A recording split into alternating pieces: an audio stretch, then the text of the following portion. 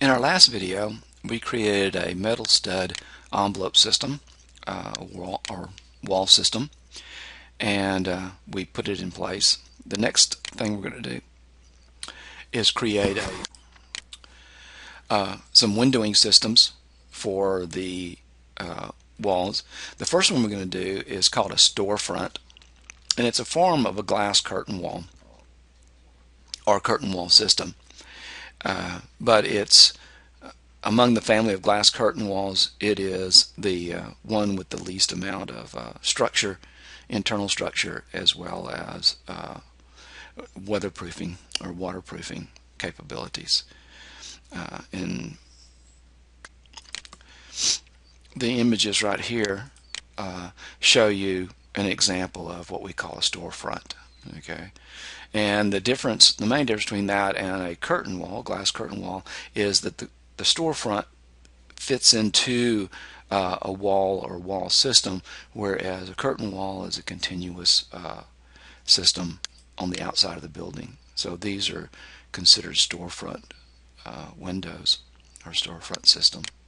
Okay, all storefront systems, as well as curtain walls, have basically three components: a vertical mullion, and then a horizontal mullion, and then a panel, and that goes in between those two sets of mullions. Now, of course, they don't always have to be horizontal. They can be angled. They don't always have to be straight vertical. They can be angled. But as just a basic general rule, you have a vertical mullion, horizontal mullion, and then a panel that fits between the mullion.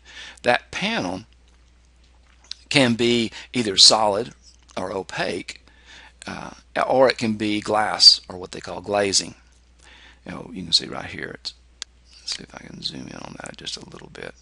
It'll get fuzzy, but and then these solid panels are usually referred to as spandrel panels.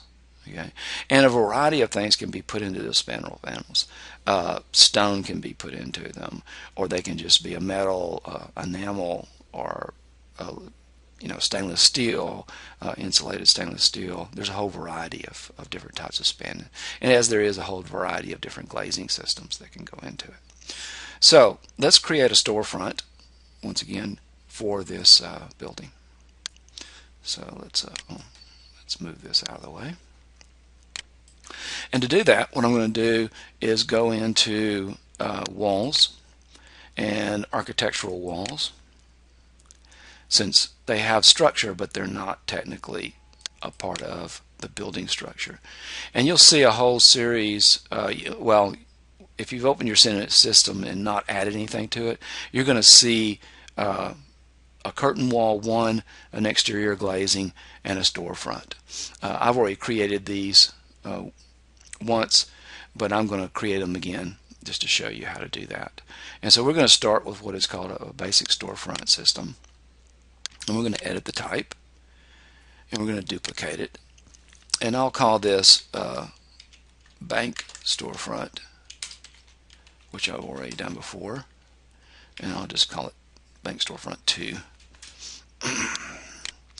And then in the parameters for this particular family, you'll see the first is the function: is it exterior or interior curtain wall system, or in this case it's not an interior but it's an exterior system.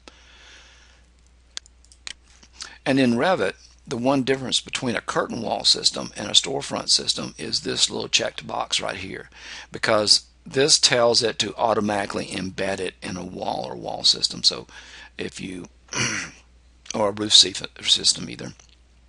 But so this embeds it. If you uncheck this, it treats it like a curtain wall and it's not embedded in a wall. Then you'll see a curtain panel. Right now the curtain panel is set to, the system panel is set to glazed. Okay, you can see a whole variety of it. Here's solid right down here. You can see a double storefront, so an empty if you want it open for some reason.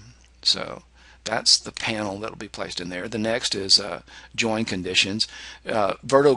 vertical grid continuous. Most often the vertical grid, because of structural reasons, the vertical mullion is continuous because you want the strength in that vertical condition. And then down here you'll see that vertical grid and the type of mullion that should be the location of those different. So in this case, we're going to set to a fixed distance, and we're going to say, hey, set the spacing to 4 feet. Okay, so fixed distance 4 feet. And then here we're going to do the layout also fixed distance, but I'm going to space it every 2 feet. So the horizontal grid that's going to create the mullions is going every 2 feet. And then we're going to scroll down here, and we've got to select what mullions we want to put into those grids. And you'll see that there's basically 3 different types of mullion. One is the interior of the grid. Okay, that's all of the mullions or the grid lines that are not on the peripheral edge of the system.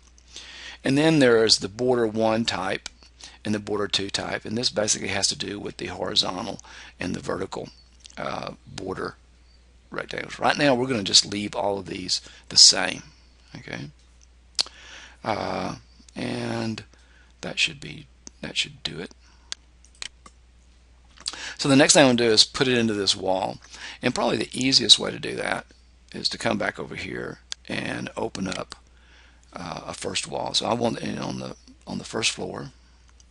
So I'm going to open my floor plans here and go to level 4. I'm going to zoom in, and there's my steel stud wall right there that we have open.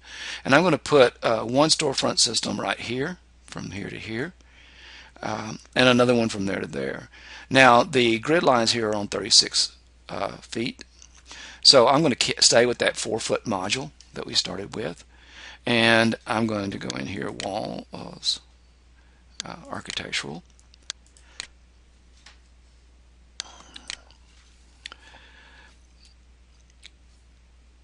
and now we've got a curtain wall here.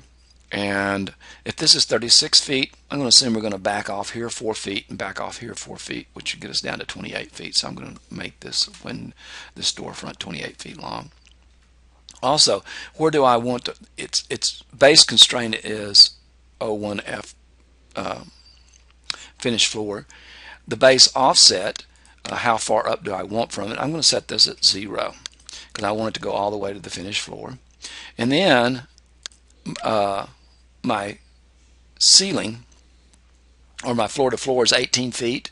So I'm going to subtract 4 feet from that, and I'm going to go up to the second level and then subtract, which is 18 feet, and subtract -4 top offset, and that way I'll have 4 from 18, a 14 foot high window. And so I'm going to go up here, and of course Revit gives us some little guides, and you'll see 4 feet right there, so I'm going to just accept that and then go over here, okay, and 28 feet. There's my snap. And so now it's put it in there, and of course it should have been equal because it's 4 feet. And so let's take a look at this in 3D. And so we'll look at 3D and we'll see, okay, there it is, 2 foot increments, okay, 4 feet. And now what I'd like to do, I'm just going to copy this. I'm going to put another one right over here, and I'm just going to copy it over there. And once again, probably the easiest way, I can do it from here. I can copy it. I find it a little bit more difficult to do that, but I'll just do it to show you. So we need a point to grab this from. Let's grab it from over here. And it has to be 8 feet, so it's going to be 36 feet over from that point right there. And so there's my second window wall now. And so we're ready to, now we need a doorway into this, okay? And to do that, I'm just going to go to a south elevation. Since this is the south elevation of our building, I'll just go in here. There it is. Go and open up a south elevation. take a look at it from the south elevation. So what I like to do is put a window in here, I mean a door in here, and of course I want it to be a glass door. And in this case right here, I want to put a double door in here, and the normal would be 3 feet each, which would be 6 feet, but this is 4 feet from here to here. So I really want to cut out a space that is 6 feet, a foot on each side of there. And to do that, I'm going to delete some mullions and add some mullions and show you how to basically edit this this system. So I'm going to click on the overall system and click on this little configure grid layout, and that'll take me down to the grid level. And I can do a couple of things from here. First thing I'm going to do is 2, 4, 6, 8. So the first thing I'm going to do is delete some of these mullions, and I have to unlock them to do that. So I'm going to delete some of these mullions because that's part of where I'm going to put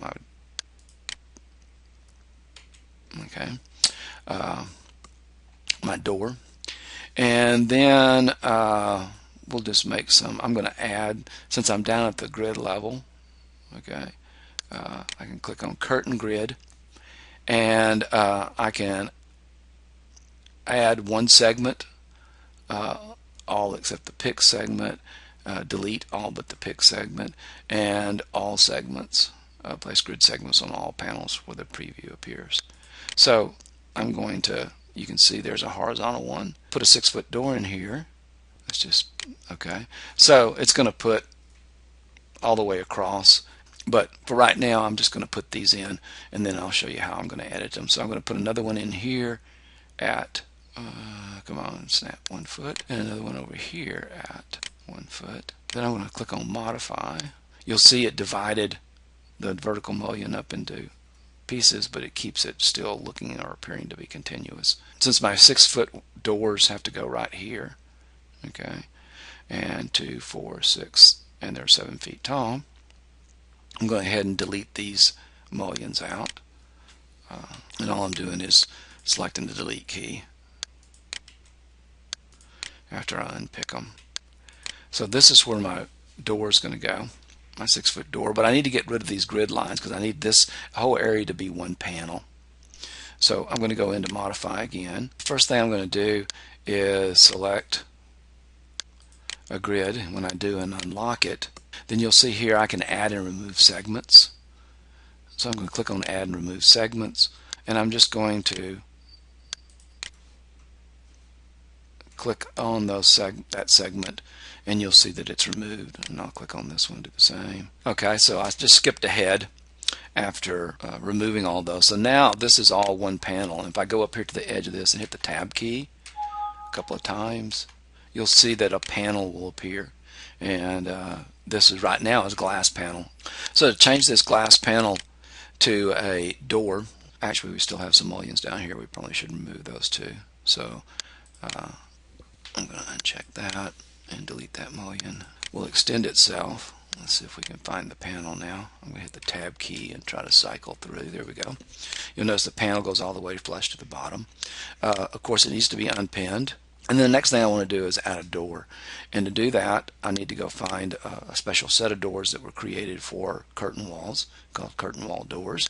And go into doors, and you'll see that the only door that's been added to the families, the component families, is a single flush, and that's not what I want. If we try to do that, that's not going to work.